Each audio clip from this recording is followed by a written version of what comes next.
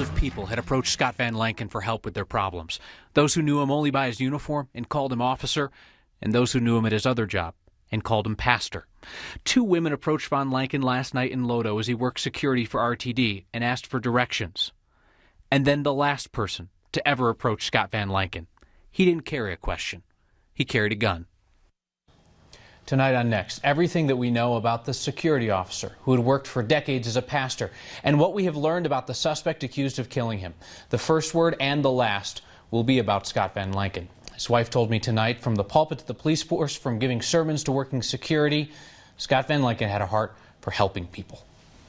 We do have concerns that was the victim a target because of the uniform that he was wearing? That's one of the important factors in the investigation, is to try to understand why this particular victim and why this particular individual who we eventually arrested, why his actions were targeted towards that particular person. It's all Denver police would say about motive. The suspected killer's motivation may be spelled out in his Twitter account. Postings that were anti-cop. Postings pointing to the decline of American civilization and praising Islam. Denver police say that they found Joshua Cummings hiding a few blocks from the shooting at 16th and Wynkoop.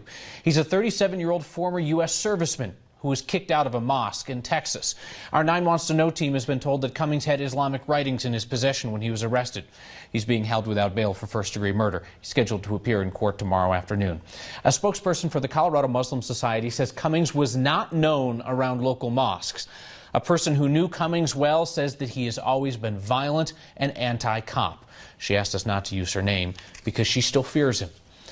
Scott Van Lanken had stepped away from the ministry after 26 years. He was trying to make more money for his family working security. He was providing for his wife and his 2 adult daughters, one of whom has severe disabilities. I spoke to his wife, Shelley, by phone. I would like to ask him why he would take somebody who is so loved and so needed in a family to just change a family's life just like that, and have their father and their husband gone just like that. I'd like to know his reasoning why he would do that and violate a family like that. But I've said this before, if my husband was here, he would tell the girls and he would tell me that you forgive him. I was Shelley Van Lanken speaking with my colleague Anusha Roy a few moments ago at her home in Loveland. She told me by phone earlier this afternoon that her husband's entire life was dedicated to listening to people's problems and helping them find solutions. Now his family faces a future without their provider. Fellow security officers have started a fund for the Van Lanken family through the Rocky Mountain Law Enforcement Credit Union. If you might have ever run into Scott Van Lanken downtown and asked him for help with a problem large or small, if you've ever had need for an officer like him or a pastor like him, I'd invite you to join me in making a donation. You can find information about the Family Fund on the Next Facebook page. There's a standoff going on right now between a SWAT team and a carjacking suspect in Cherry Creek. These images you're seeing are from earlier tonight. We still have a crew there at 3rd and Columbine, but we're not showing you live pictures of the situation because they give away the tactical positions of officers in the area. We know that the carjacking victim is safe out of the car, and we'll keep you updated if the situation between the SWAT team and the suspect changes. You've been talking a lot about how the city of Denver is handling an executive order from the Trump administration. Denver Mayor Michael Hancock says Denver is an inclusive city that won't detain anyone solely because they are in this country illegally. Many of you have asked us if that runs counter to another city policy, one regarding the homeless.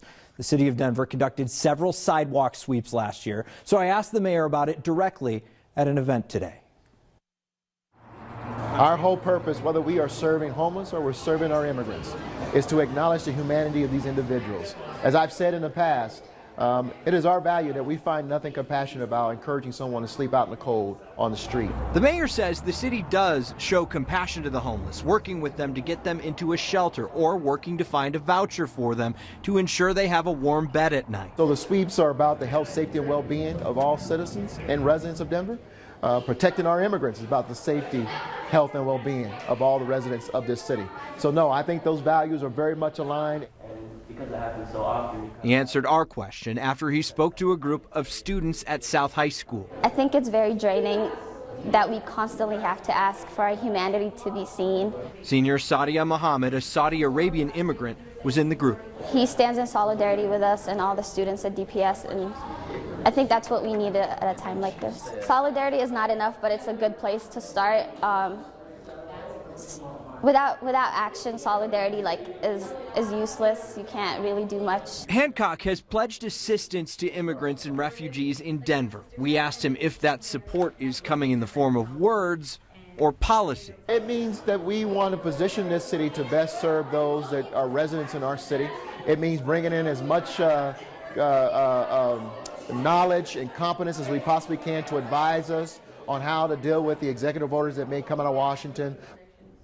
Now, Hancock says his office is ramping up assistance for refugees. The meeting with students was only one of 3 public events today. The mayor was also out at DIA, meeting with pro bono attorneys who are working with immigrants and refugees as they enter the country, Kyle. And he continues to insist the city is in line with that executive order, not at risk of losing out on any funding. And it's obvious that the Hancock administration may see this as 2 separate issues, how the city deals with folks who are homeless and how the city deals with refugees and immigrants. But clearly a number of people in the community have told us that they do see them as related. And they want to see if the mayor believes that those 2 are related. He obviously says they are related and that these policies are in line with the values of the city. All right. We've heard the word values a whole lot lately in all these conversations. Steve, thank you so much.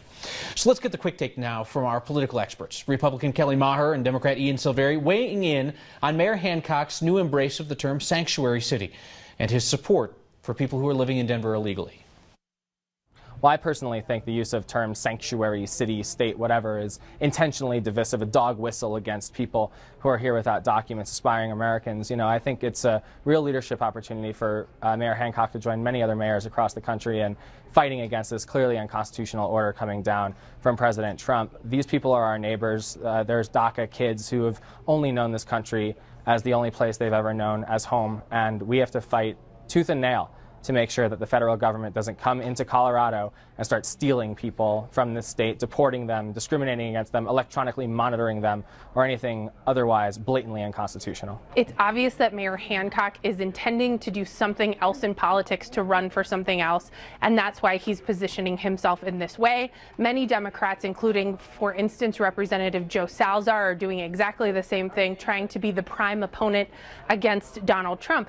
But the reality is that as Republicans, we need to be thoughtful and we need to be kind when we're talking about the immigration issue. But there's clearly a difference between illegal immigration and legal immigration, and that's a really important distinction. Governor Hickenlooper heads for Cuba tomorrow. Now, we know that the governor has been critical of President Trump's refugee ban, so we asked him today whether he was similarly troubled by President Obama, making it more difficult for Cuban refugees to get asylum in the U.S. We didn't recall hearing Hickenlooper take issue with that. Well, I'm sure the changes that Obama put in place, they're so fresh that they'll get re-examined by President Trump, and they'll work on it. You know, that the notion of trying to create a level playing field for all refugees, it seems on the, I don't know the details. I'm not an expert in Cuban-American relations. Hopefully, when I come back Sunday night, I'll be much more knowledgeable. That 4-day trip to Cuba is planned through the Biennial of the Americas, a nonprofit that the governor helped create when he was mayor of Denver. And because we know you're curious, we asked who's paying for the trip. And just like last year's Broncos Super Bowl, the governor says he is personally footing the bill, and it's donations to the Biennial that are paying for his chief of staff to go to Cuba. Colorado's Republican U.S. Senator Cory Gardner started an uproar recently when he suggested that the flood of calls and emails to his office of late were coming from paid protesters, as opposed to genuinely concerned constituents worried about the Trump administration. Last night, following President Trump's announcement of a Supreme Court pick, Judge Neil Gorsuch from Denver, I asked Senator Gardner on the lawn of the White House whether he stood by his characterization about paid protesters. There's certainly a number of people who are calling from out of state, California, New York. That's happening. There are a certain element who are paid activists through Craigslist. We've seen the advertisements, but we have a large portion, a large percentage of people from Colorado who need to be heard, who want to be heard, and that's why it's important that we have the kind of constituent outreach that we've developed to make sure that we're listening to Coloradans, their voices get heard. What I worry about, though, of course, is paid protesters from out of state who are crowding out those Colorado voices. That's a big concern of mine. It's a concern of my colleagues when they can't hear their voices from their constituents because paid activists from out of state are getting in the way. We'd hoped to have Senator Gardner on live during last night to talk about the pick of Judge Gorsuch. He got caught up in the White House and couldn't get outside of the camera in time. He spoke to us immediately following the show. If you're interested in an extended discussion of his thoughts on Judge Gorsuch and the chances that he's able to get approved by the Senate, you can see our full interview on the next Facebook page. The most Colorado thing we saw today is going to make some of you cringe. The forecast calls for less of a cringe and more of a shiver. Then taking those little free libraries you see around town and doing it up big. Next. RTD spent the day dealing with the loss of one of its contract employees, security officer Scott Van Lanken, who was shot and killed on duty last night, as we discussed. But RTD did receive some good news today, an extension from federal regulators to keep operating the A-line, the train to the plane, while the agency works out the persistent issues that have been causing delays for months. So RTD now has until April 30th to fix the A-line.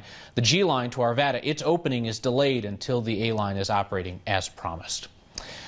The most Colorado thing we saw today will not be a welcome sight to all. It is another chunk of the city now fenced in, the familiar fencing that says demolition is on its way. This is at South Pennsylvania Street and East Bayard Avenue, where a few old Denver houses will be houses for not much longer. The sign on the fence announces a pre-sale on more luxury condos. And that is the most Colorado thing we saw today.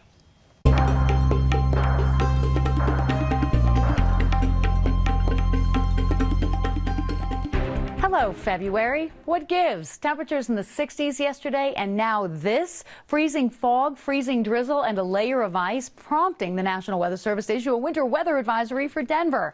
Our high today at 31, not only cold, but 30 degrees colder than yesterday's high of 61 degrees. Temperatures will remain chilly over the next couple of days as we have a weak front backing into northeastern Colorado. Winter weather advisory out from Fort Collins down to Castle Rock and out on the eastern plains, where a 1/10 of an inch of ice could certainly compromise the drive tomorrow. That cold and ice headed all the way for the southern plain states, and we'll break out of it a little bit tomorrow.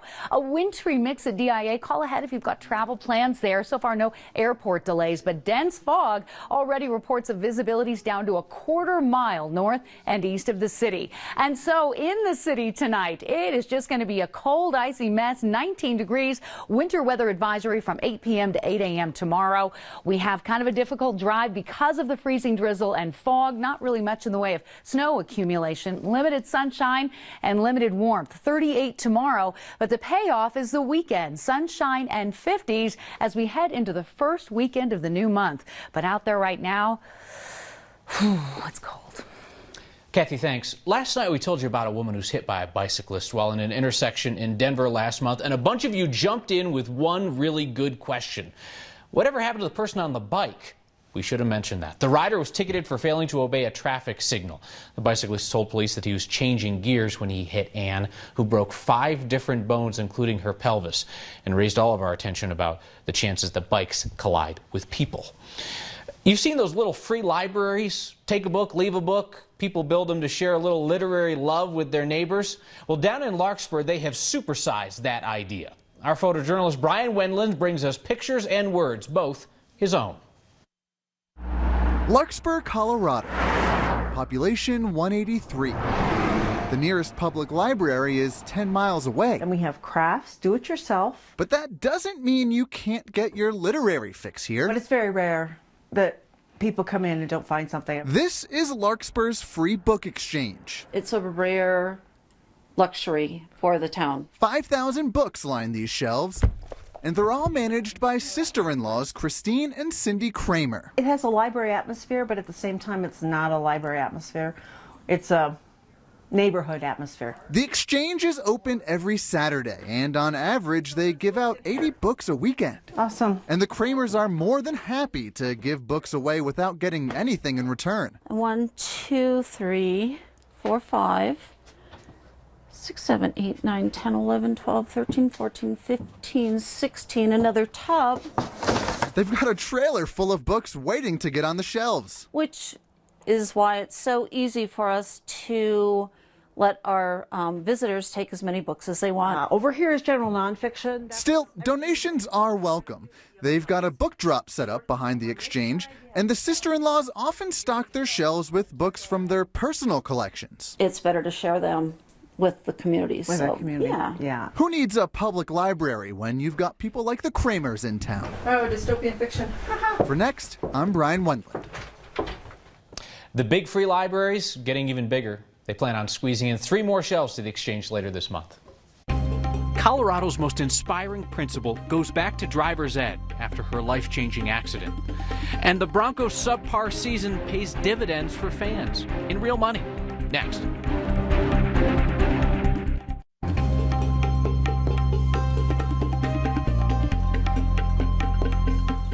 We continue to be amazed by the spirit of a school principal from Littleton.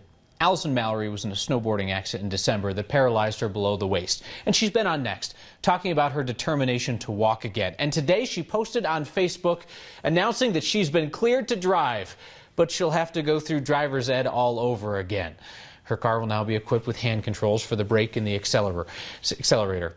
Principal Allison Mallory remains a lesson in perseverance and positivity for her students and all the rest of us, and we'll look for more chances to highlight you on her progress as she relearns aspects of life. There is good news this week for Broncos fans. Fake news, you say. No, it is real news, and it is the kind of Broncos news that only follows a season where the team ends up sitting at home for the playoffs. For the first time since the 2011 season, the Broncos are not raising ticket prices for the 2017 season. So the average price of a general admission ticket to the Broncos game will remain right around $101. Our ongoing search for the smartest kids in Colorado led us to a group of super smart engineers who go to the University of Colorado, Denver. They're part of a team to develop a prototype pod that could be used in the proposed Hyperloop between Los Angeles and San Francisco. They've worked on this thing for the last year, tested it out this past weekend. It was chosen as one of the final 27 prototypes to be tested at SpaceX in California. Sadly, it did not make the final cut, but you can tell they are pleased with what they have learned and are determined to keep learning. It was fun. It was exciting. It was a lot of learning. It was great to see as well the collaboration amongst the different teams, as well as between us and SpaceX. I think that's one of the cornerstones of modern engineering is that many ideas can be used and looked at for their ability as a potential solution to the same problem.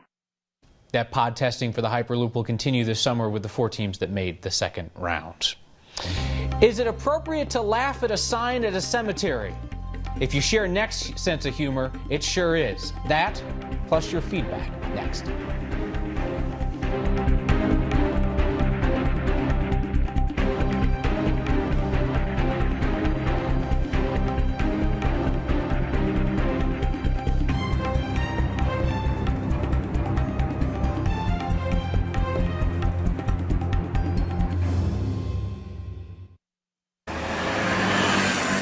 It's a sign.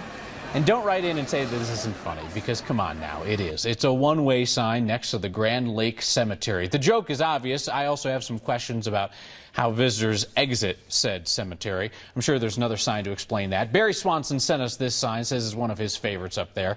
Send us the signs you see. Get our attention with the hashtag HeyNext or email next@9news.com. A lot of feedback tonight about our tribute to Scott Van Lanken, the RTD transit officer who was killed on duty last night. Mark Schneider writes, "This hits home. I'm also a security officer. I'll be making a donation and trying to attend the funeral if possible. Information on that family fund is on the Next Facebook page." Brandy MacArthur writes, "He's a good man. Condolences go out to Shelley, his wife, who talked to us, and their daughter." And Brian writes, "Touching tribute to a fallen officer, a reminder that hate is with us everywhere, yet his family's message is one of forgiveness." Yes, it was. We'll see you next time.